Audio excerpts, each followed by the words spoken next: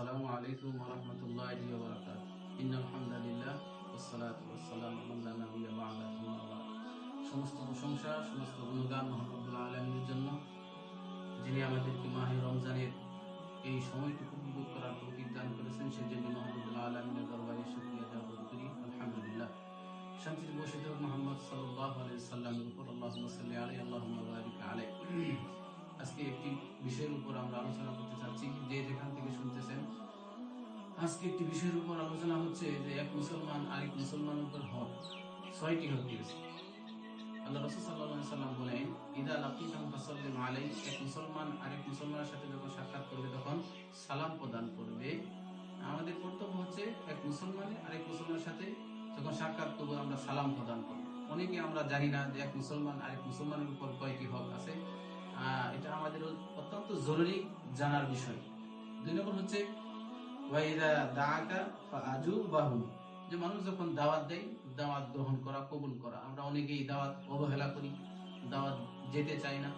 কাজে আমাদের রাসূলের সুন্নাহ আমাদেরকে আঁকড়িয়ে ধরতে। রাসূল সাল্লাল্লাহু আলাইহি সাল্লাম বলেন, কোন মুসলমান যদি দাওয়াত দেয় তার দাওয়াত গ্রহণ করা, কবুল করা।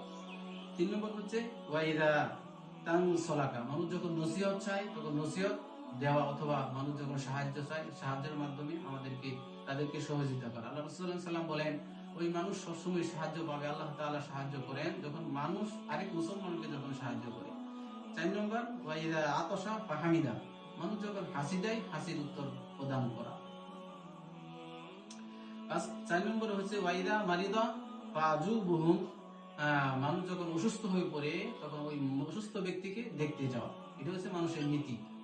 এক মুসলমান আরেক মুসলমান যখন অসুস্থ করবে তখন তাকে যখন দেখতে যাবে, সকালবেলা যদি দেখতে যায়, আল্লাহ রাসূল সাল্লাল্লাহু আলাইহি সাল্লাম বলেন, কোন ব্যক্তি যদি এক মুসলমান ভাইকে দেখতে যায়, সকালবেলা যদি যায়, তার জন্য 70,000 ফেরেশতা তার জন্য দোয়া করতে থাকে। সুবহানাল্লাহ, সুবহানাল্লাহ। আর কোন ব্যক্তি যদি বিকালবেলা দেখতে যায়, তার জন্য সারা রাত্রি ওই ব্যক্তির জন্য 70,000 ফেরেশতা তার জন্য দেখতে যায়। আল্লাহ তাআলা যেন আমাদের সকলকে যেন এই আমলটুকু করার তৌফিক দান করে। 6 নম্বর হচ্ছে ওয়াইদা মাতা ফাত্তাবিউহু, যখন মানুষ মৃত্যুবরণ করে তখন তাকে জানাজার শরীক করা, তার কাফন দাফনের ব্যবস্থা করা। এই 6টি হক যখন মানুষ আদায় করবে, তাহলে এক মুসলমান আরেক মুসলমানের উপর 6টি হক আদায় হয়ে যাবে। আল্লাহ তাআলা যেন আমাদের সকলকে যেন এই 6টি হক আমল করার মতো তৌফিক দান করে। আল্লাহুম্মা আমিন।